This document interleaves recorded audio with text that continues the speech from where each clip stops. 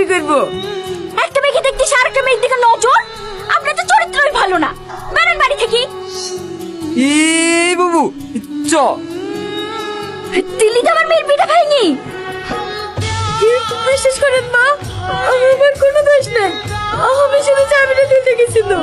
ছেলে থাকবে না কেন? ওর থেকে কত ভালো ছেলে আছে। সমস্যা তো হচ্ছে আপনার সৎ মেয়ের লেগে। বলছে বড় মেয়েকে রেখে ছোট মেয়ের বিয়ে দিচ্ছে, তাকে না আপনি আগে বড় মেয়েটার বিয়ে দেন। ওর বিয়ে দেবো কি করে? ও বিয়ে হয়ে শ্বশুর বাড়ি চলে গেলে বাড়ি কাজগুলো কে করবে? আপনাদের বাড়ি কাজের ছেলেটার সাথে বিড়া দিতেন না? এই গ্রামে থাকবে, আপনার বাড়িতে কাজ করবে, দুবেলা দুজনকে খেতে দেবেন, তাহলে হয়ে যাবে। কথাটা তো তুমি খারাপ বলোনি। এই টনি, ছাদের উপর থেকে নেমে আয়। আসছি খালামা। এলো ভাই, পান খাও। আজকে ওদের বিয়ে দিয়ে দেবো। যা পাঞ্জাবি পরে আয়গা। কেন খালামা? আর মেয়ের সাথে তোর বিয়ে দেবো। আপনার মেয়ের সাথে? চুপ! আমার মেয়ের সাথে না, সৎ মেয়ের সাথে। খাবারটা খেয়ে নাও। আমি জানি আমার সাথে বিয়ে হয়েছে বলি তুমি মন খারাপ করে কিচ্ছু খাওনি।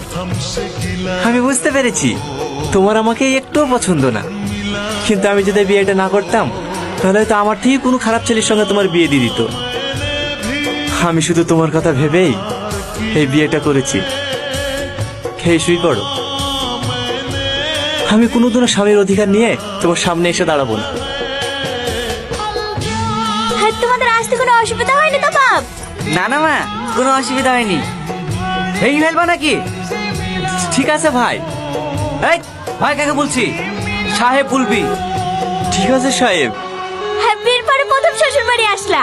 হ্যাঁ, যতই কাজ থাক, এক সপ্তাহ নিচে কিন্তু বাড়ি যেতে দেবো না বাপ। না না মা, অতদিন থাকতে পারবো না। সামনে মঙ্গলবারে চলে যেতে হবে। একটা নতুন রাস্তায় টেন্ডার আছে, আমি না গেলে আবার পাস হবে না। তুমি জানো মা, তোমার জামাই সব থেকে বড় কন্ট্রাক্টর।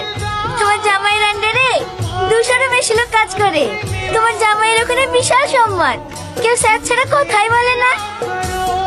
আর আমাদের অশিক্ষিত গুলো আছে, কাকে কি বলি সম্মান দেয় সেটাই জানে না।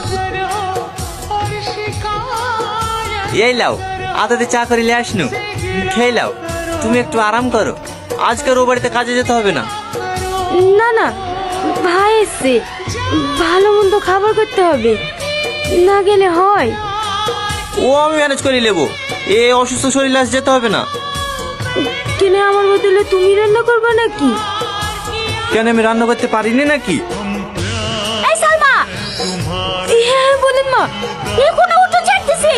থালারিগুলো পড়ে আছে, চা ডিম সিদ্ধ করিসনি, জামাইকে খেতে দিতে হবে না? হ্যাঁ মা।